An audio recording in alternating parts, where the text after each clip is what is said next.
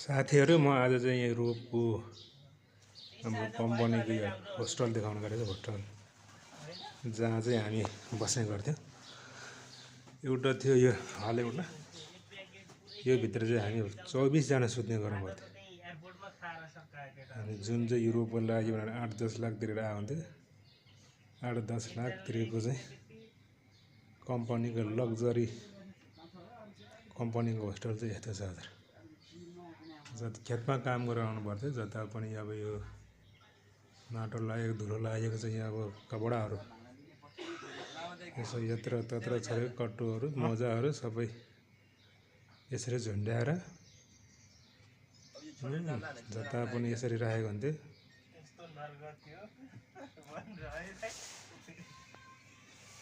पुरा बेडको उसमा झुन्ड्याएर प्लस माथि जति पनि छन् यस सबै धागो लगाएर यसरी झुन्ड्याएर चाहिँ सुकाउनेदेखि लिएर पर्दा हाल्ने सबै काम गरिन्थे।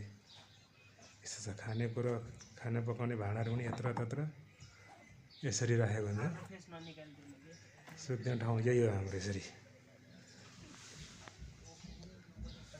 जुन चाहिँ 8 लाखको लग्जरी होस्टल चाहिँ यस्तो छ। साथीहरु तपाईहरुतिर कस्तो छ? हाम्रोमा चाहिँ यस्तै छ।